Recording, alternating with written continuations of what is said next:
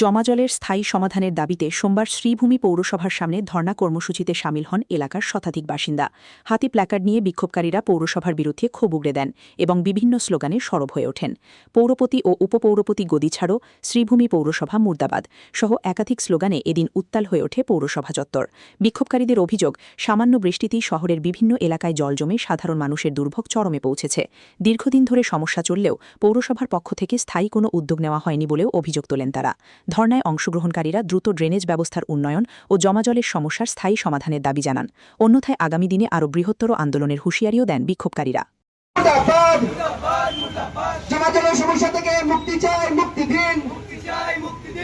ফ্লাডটা কমার বদলে বইকি বাড়ছে। এবারের যেটা বৃষ্টি হলো, এখনো কিন্তু বৃষ্টির মরশুম ঠিকঠাক মতো শুরু হয়নি।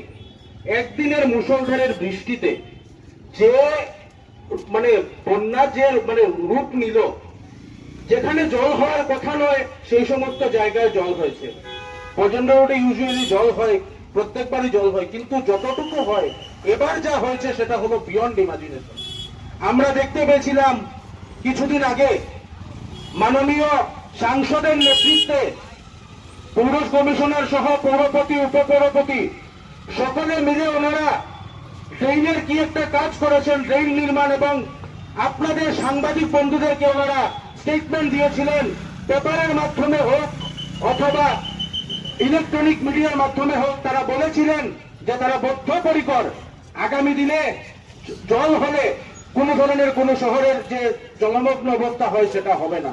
তখন আমরা ভেবেছিলাম না, আজকে রাজনীতির ঊর্ধ্বে শহর আমাদের সবার।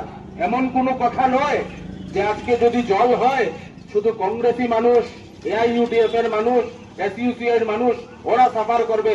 আশা করি আপনারা কেউ হইতে লাগতো না, কারণ বিগত 3-4 দিন আগে যে শহরে যে বন্যাটা হয়েছিল, কৃত্রিম বন্যা, এবং এই বন্যার কারণে যে শহরের হাজার হাজার বাড়ি যেটা ডুবছে, কোটি কোটি টাকা যে মানুষের নষ্ট হয়েছে, এবং মানুষের যে নষ্ট হয়েছে, এটার লাগি আজকে আমরা এই আন্দোলন। এবং আপনারা সবাই জানা আছে যে করিমগঞ্জের যখন কংগ্রেসী পৌরসভা আছিল, তখন যে মাস্টার ডিম বানাইয়া শহরটা ডুবানি যেটা শুরু করছিল সেই কংগ্রেসী বোর্ডে শুরু করার পরে শহরের মানুষে আশার আলো দেখিয়া বিজেপিতে ভোট দিয়া এই বিজেপি ভোট বানাইছিল। এবং গত 5 বছরে এই বিজেপি ভোটের একটাই উদ্দেশ্য আছিল, শহরের মানুষের জলের মধ্যে চুবানি। তাদের একটাই, এখন পর্যন্ত আপনারা তো কিতাব দেখলেন, করতে গিয়া ঘুম থেকে উঠিয়া তো যখন পা দিলা, এটা তো শুকনোর মধ্যে দিলে না, জলের মধ্যে দিলা।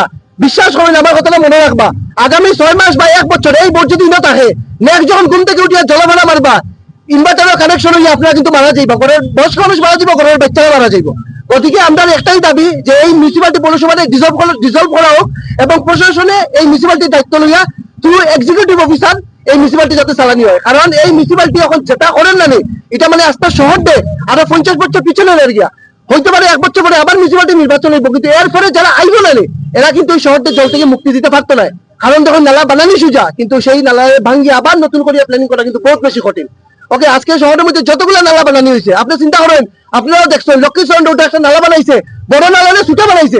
আপনারা একটা লজিক করেন না পারে, কোন জায়গায় বড় নালা ছুটা বানানোর পরে জল যায়, কোন দেশের লজিক এখানে আছে?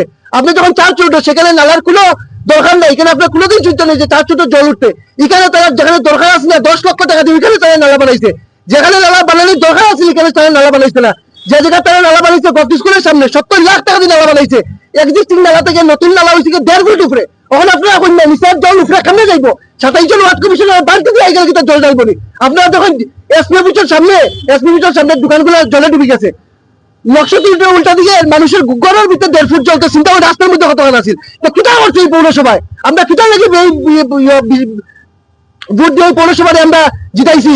গতিকে আমি সবাই কাছে আবেদন করতাম যে আপনারা এই আন্দোলনের মধ্যে যোগদান করেন, এই পৌরসভায় আপনারা ডিজলভ করেন। প্রশাসনের কাছে অনুরোধ, তুই এক্সিকিউটিভ অফিসার এই পৌরসভার যাতে চালায়, আমরা সেই দাবি লই। এবং লোকে এটাও দাবি যে নালাগুলা আবার বাড়া করে যাতে পরিষ্কার করা হয়। যারা এই ভুলভাল নালা বানাইছে, এইসব engineer along with chairperson, vice chairperson, তার নামে তারা যাতে তদন্ত হয়, এই দাবিও আমি রাখলাম। এইটা পার্টিকুলার কোনো পলিটিক্যাল প্ল্যাটফর্ম নাই, ওই জিনিসটা কেউ রাজনীতির রং এটার